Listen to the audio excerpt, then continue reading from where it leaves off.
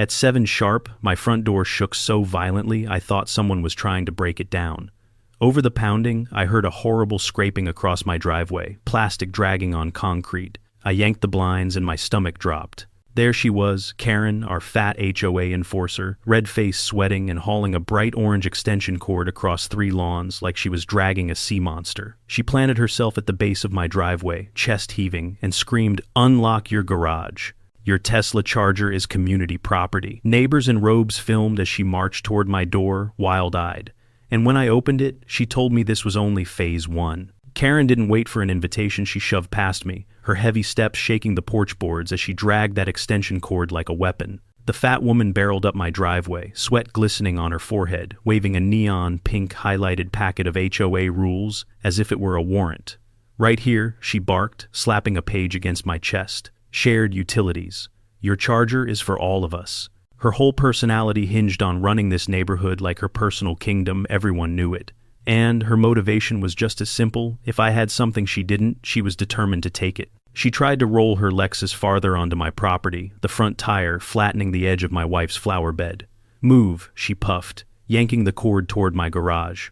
"I'm plugging in." "Karen, no one shares private chargers," I said, blocking her path. She jabbed a finger in my face. "You think owning a Tesla makes you special? Think again." A few neighbors snickered.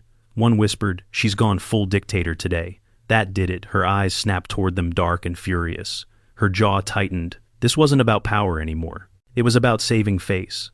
And when a fat HOA queen feels mocked, she escalates. The very next morning, a bright yellow note was taped to my garage. "Electricity hoarding is a community violation." The handwriting was unmistakably Karen's huge, angry loops that looked like they'd been carved by a knife. The fat woman strutted away down the sidewalk, not even hiding the fact she'd left it. By noon, she'd escalated again. A neighbor texted me a photo of her waddling across my driveway, snapping pictures of my charger from every angle, like she was building a crime scene file. She didn't notice me watching from the window. She was too focused on documenting her imaginary case. A single background detail slid into place. We'd installed the charger legally last year, fully permitted facts she was twisting into weapons. That evening, another note appeared. "Emergency OA meeting. Mandatory. Not a request. A command." Karen wasn't nibbling around the edges anymore. She was circling. The clubhouse was packed. You could taste the anticipation. Half the neighborhood had shown up purely for entertainment. Karen marched to the front, her floral blouse stretched tight as she slapped giant poster board photos of my Tesla onto the table. "This," she declared, slapping the poster so hard it fluttered, "represents inequality." Someone coughed to hide a laugh. She pointed at a misquoted line in the HOA bylaws, roaring, "This proves the charger is a shared resource." It didn't. It referenced streetlights. But logic never mattered to her. I raised my hand. "Karen, I followed every code. I have the permits." She ignored me entirely, fat, shoulders lifted like a queen dismissing a peasant. "Vote now. Equal access for all." Only 2 hands went up, her loyal followers, terrified of crossing her. The rest of the room stayed still. When her motion collapsed, something hardened behind her eyes. She grabbed her posters, stomped toward the exit, and hissed loud enough for all of us to hear, "I'll handle this myself." And when Karen said she'd handle something personally, it always meant one thing. Rules were about to get broken. 2 days later, my neighbor texted me a picture. Karen, squatting beside my garage wall, her fat frame hunched low, pretending to inspect my outlet like she worked for the city. Then, the real damage began. I came home to find my breaker tripped and half my garage dead. A cheap, scorched adapter lay on the ground, one of those bargain bin gadgets that melt if you look at them wrong. The outlet was blackened at the edges. My stomach clenched. She'd plugged something into my system. I installed a hidden security camera that night. I didn't even get through a chapter of my book before the garage lights flickered. I sprinted outside. Karen was bent inside my garage, actually inside, holding an off-brand adapter jammed into my outlet. Sparks spat out in furious bursts, illuminating her round face in bright flashes. The plastic casing sizzled, smoke curled toward the ceiling. "Stop!" I shouted. She turned eyes wide, screeched something about HOA inspections, then dropped the melting adapter and ran waddling as fast as her legs could move, leaving the smell of burned wiring behind her. I killed the power and stared at the melted scars along my wall. This wasn't harassment anymore. This was danger. By morning, the neighborhood group chat was on fire. Someone had already leaked my camera footage, Karen, nearly blowing up my garage with her midnight stunt. Comments rolled in fast. Is she insane? She could have burned the whole street down. Sparky strikes again. The nickname stuck instantly. A licensed electrician came by to assess the damage. He shook his head the moment he saw the outlet. Whoever did this could have started a structural fire, he said loud enough for the gathering neighbors to hear. Right on cue, Karen lumbered over, breathless and flustered. That man doesn't know what he's talking about, she shouted. You can plug any hybrid into any charger. The electrician opened his tablet and pointed at amperage charts. Not unless you want your battery to explode. Karen shrieked that he was part of a Tesla conspiracy. He walked away muttering, "Lady, you're a disaster with legs." Now everyone had proof she was dangerous, and Karen knew it. Her Lexus began glitching, a sputtering dashboard, flickering lights. She blamed me loudly at every mailbox she passed. Then came her most unhinged move yet. At another HOA gathering, she slammed down a packet titled Energy Democracy Initiative, demanding every charger outlet and solar panel in the neighborhood be considered community property. People burst into laughter. Someone asked if they could also use her kitchen. The HOA rejected her instantly and fined her for unauthorized electrical tampering. That humiliation broke something in her. 3 nights later, my motion sensor pinged. On my monitor, Karen and a shady electrician crouched beside my garage wall. She held a flashlight, sweat rolling down her cheeks, while he pulled wires from a duffel bag like they were prepping for a heist. They weren't just trying to use my charger. They were trying to splice into the circuit, hardwiring her Lexus directly into my system. Karen whispered, "Hurry. Once it's connected, he can't deny it's community property." My heart hammered.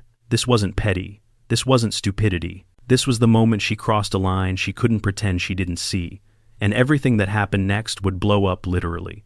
The humming hit first, a deep electrical groan vibrating through the concrete. I sprinted outside and froze. Karen's Lexus sat half in my driveway, half in the street, wired into my charger like some Frankenstein experiment.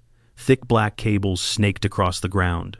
My charger's LED flickered violently. And there she was, the fat woman herself, standing beside the car, hands on her hips, beaming like she'd conquered a kingdom. "It's working," she shouted, sweat shining on her cheeks. "See, community power." Her shady electrician backed away, eyes wide, clearly sensing something was wrong. The Lexus headlights pulsed like a dying heartbeat. "Karen, disconnect it," I yelled. "You'll blow the system." She waved me off. "You're just MAD, I figured it out." A sudden crack split the air. The hood of her Lexus rattled violently. A burning electrical smell rolled upward. Sparks danced across the cables. Neighbors rushed out with their phones. Someone yelled, "Karen, step back!" But she stood her ground, triumphant, right until a deafening bang shook the street. The Lexus lurched. The dashboard exploded in a burst of bright orange light. Smoke shot out from the vents. Karen screamed as the entire car went dark. Chaos erupted. Fire trucks screamed down the block within minutes. The fire marshal doused the smoldering hood, while a sheriff's deputy questioned Karen, who was pacing in frantic circles, hair wild and blouse soaked with sweat. "He sabotaged me," she wailed, pointing her trembling finger at me. "He booby-trapped his charger to destroy my Lexus." Half the neighborhood snorted. The deputy held up his hand. "Ma'am, step aside." I handed him the USB drive I'd prepared days earlier. "Everything's recorded." He plugged it into his patrol tablet. On-screen, crystal-clear footage of Karen and her back-alley electrician cutting into my charger conduit, splicing cables, ignoring warning labels, and forcing the connection into her Lexus. Neighbors crowded closer, watching silently as the video ended with her shouting, "Once it's wired in, he can't deny it." The fire marshal walked over, lifted the melted cable with a gloved hand, and said flatly, "This didn't blow because of his charger. It blew because you bypassed every safety rule known to mankind." Laughter rippled through the crowd. The deputy typed rapidly, "Ma'am, you're being cited for trespassing, criminal tampering, and reckless endangerment." Karen's mouth dropped open. "What? He should be arrested, ma'am," the deputy said. "You're lucky you didn't burn down the neighborhood." Her crusade was dead. The HOA met the very next evening. The room was so packed, people stood shoulder to shoulder. Everyone was buzzing, waiting for the final blow. Karen stomped in last, her fat frame wobbling with every furious step, wearing a blazer 2 sizes too tight, as if dressing up could restore her dignity. She slapped a thick stack of papers on the table. "This is discrimination," she shouted before anyone even sat down. "He destroyed my car. The board let him." The HOA president held up a hand.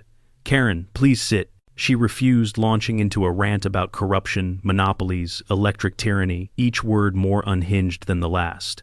A few neighbors tried not to laugh. "Enough," the president finally said.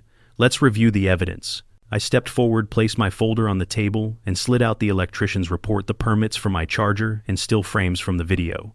Someone connected the footage to the projector. The room went silent. On the screen, Karen sneaking into my property. Karen tugging wires out of the conduit. Karen telling the electrician, "Faster," before anyone wakes up. When the video ended, someone in the back whispered, "Case closed." The board didn't hesitate. They fined her thousands. They stripped her of all HOA authority.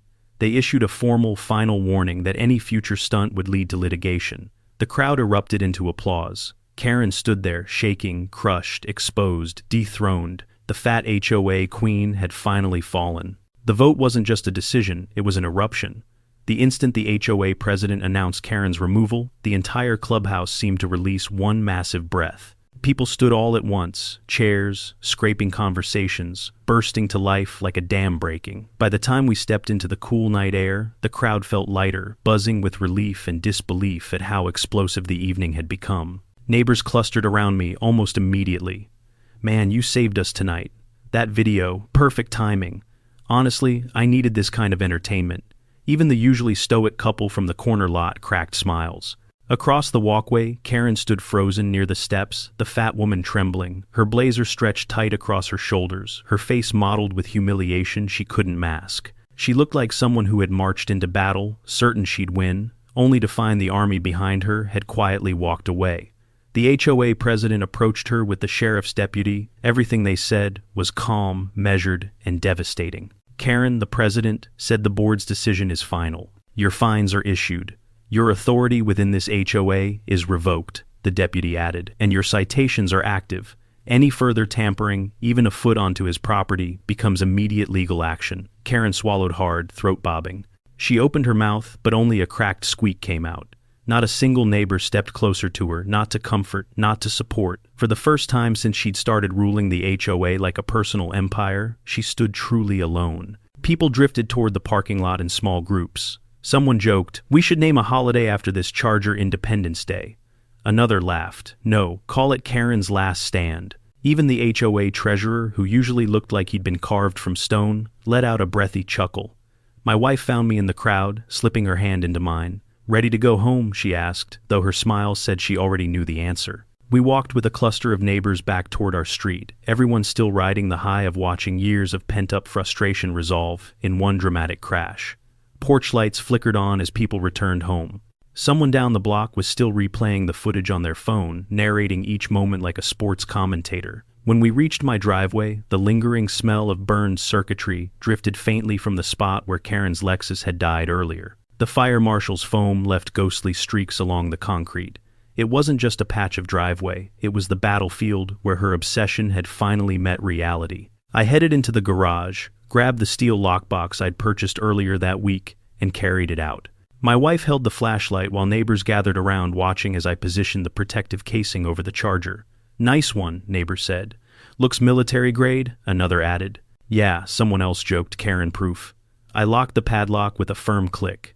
The sound wasn't loud, but it felt final, like closing a chapter that had eaten far too much of our lives. Down the sidewalk, Karen lingered in the shadows. Arms crossed tight over her floral blouse, shoulders heaving with angry breaths. Her weight shifted from foot to foot, as if she wanted to march forward and unleash one more tirade, but something, maybe the deputy's warning, maybe the crowd watching, kept her frozen in place. She looked smaller now, not physically, but in presence. The crown she'd imagined wearing had been stripped clean off. A few more neighbors wandered over, swapping their favorite lines from the meeting, laughing at the absurdity of it all. "Energy, democracy," someone snorted. "Yeah, right after she tried to blow up half the block," another replied. My wife nudged me gently, her voice soft but amused. "Think she'll ever try anything like this again?" I glanced at the newly locked charger, at the neighbors still chuckling, at Karen's silhouette shrinking against the glow of a street lamp. "No," I said quietly. She burned every bridge she had. The night air settled around us, warm and calm. For the first time in months, the street felt like a neighborhood again, not a battleground, not a stage for Karen's theatrics, not a place where we were waiting for the next crisis to erupt. Just home. We walked toward the front door, porch light glowing. Behind me, the charger sat protected and silent. Ahead of me, my wife squeezed my hand. And somewhere between those two small, ordinary moments, I realized something simple and satisfying. Sometimes peace doesn't come quietly. Sometimes peace arrives in a flash of sparks, when the truth finally overpowers the noise. And tonight, it did.